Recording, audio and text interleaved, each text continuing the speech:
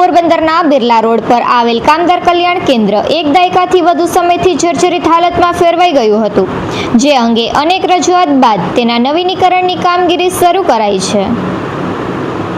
પોરબંદરના બિરલા રોડ પર આવેલ કામદાર કલ્યાણ કેન્દ્ર લાંબા સમયથી જર્જરિત બન્યું છે.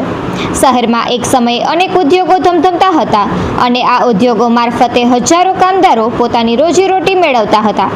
આવા કામદારો માટે બિરલા રોડ પર ગુજરાત કામદાર કલ્યાણ બોર્ડ સંચાલિત કામદાર કલ્યાણ કેન્દ્ર 2 નું નિર્માણ કરાયું હતું, જ્યાં કામદારો અને તેના પરિવારજનોના મનોરંજન, વિકાસ અને ઉત્થાન માટેની અનેકવિધ પ્રવૃત્તિઓ યોજવામાં આવતી હતી.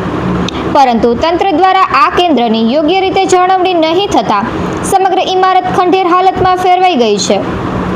ભૂતકાળમાં અહીં લાઇબ્રેરી, બહેનો માટે સીવણ વર્ગ, રમતગમત મેદાન, રાસ ગરબા પ્રેક્ટિસ થતી હતી અને મહેર મણિયારો રાસની તાલીમ પણ અપાતી હતી. કામદારોના લગ્ન પ્રસંગે ઉપરાંત અન્ય સારા નરસા પ્રસંગે આ કેન્દ્ર ખૂબ ઉપયોગી બન્યું હતું. અહીં મતદાન મથક પણ રાખવામાં આવતું હતું, પરંતુ ઘણા વર્ષોથી આ કેન્દ્ર જર્જરિત બન્યું છે અને છત પર લોખંડના સળિયા બહાર નીકળી ગયા છે. રૂમ પણ જર્જરિત બન્યા છે, જેથી અહીં રૂમો બંધ કરી દેવાયા છે. ઠેર ઠેર ઝાડી ઝાકડા ઉગી નીકળ્યા છે. બિલ્ડિંગની જાળવણી થતી ન હોવાથી તે ખંડેર હાલતમાં ફેરવાઈ ને ભૂત બંગલા જેવી બની ગઈ છે.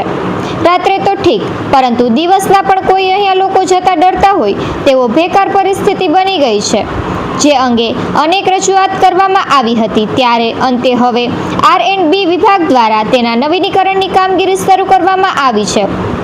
ઉપરાંત કડિયા પ્લોટમાં આવેલ કામદાર કલ્યાણ કેન્દ્રનું સમારકામ પણ શરૂ કરાયું છે.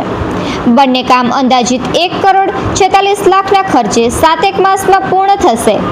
અહીં compound wall, fire safety, toilet, bathroom સહિતની સુવિધાઓ ઊભી કરવામાં આવશે. નિપુલ પોપટ, પોરબંદર ટાઈમ્સ.